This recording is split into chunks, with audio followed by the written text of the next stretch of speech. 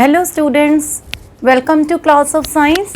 Students, in the previous lectures we were discussing about the chapter diversity in living organisms.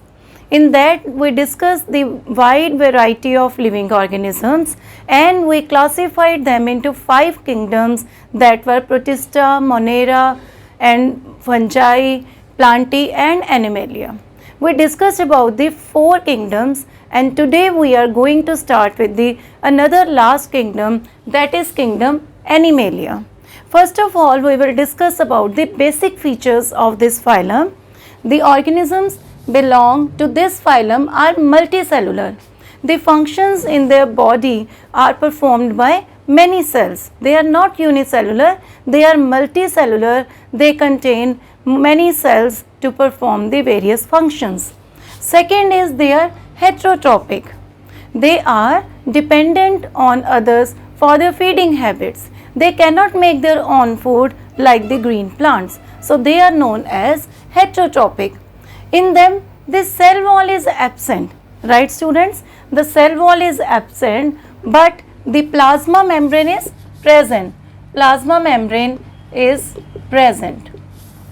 Most of them are mobile. Not all, but most of them are mobile. They can go from one place to another. They are further classified into phyla or the phylums on the basis on the extent and type of body design differentiation found. Students, this kingdom is further classified into phylums or phyla on the basis on the extent and type of body design differentiation found. Now students, from onwards we will discuss about these different phylums. In that series today we are going to discuss about the first phylum, that is phylum Porifera. Now we will see the basic features of the organisms belonging to phylum Porifera. The first is the Porifera. From where this word we have derived, the word Porifera means organisms with holes. When there are lot of holes or pores on the body of these organisms, they belong to the phylum Porifera. They are non-motile and attached to some solid support. Because I have already told you that in the basic feature of the kingdom Animalia, the most of them are mobile. The organisms belonging to the kingdom Animalia, I told you earlier that most of the organisms are mobile, not all. So the organisms or the animals belonging to phylum Porifera are non-motile and they are attached to some solid support. There are holes or pores all over the body, as I have told you, because the Porifera means the pores on the body. This lead to a canal system which help in the circulation of water throughout the body. These pores or these holes lead to a canal system which helps in the circulation of water throughout the body.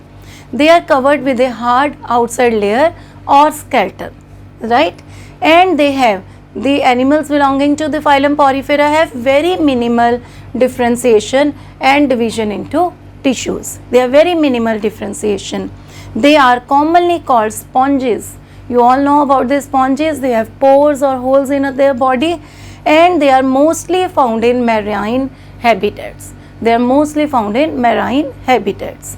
So students, these are all the basic features of the phylum Porifera, which means they have holes or pores on the body which is responsible for the canal system which helps in the circulation of water throughout the body. They are non-motile. Most of them are non-motile and they are attached to some solid support and they are covered with a hard outside layer or skeleton and they have very minimal differentiation into tissue. And their example is mostly they are known as sponges and they are found in the marine habitats. So students, in this lecture we have seen the basic features of the kingdom Animalia and the features of the phylum Porifera. In the next lecture we will discuss about the next phylums. Till then, take care, have a nice day. Thank you.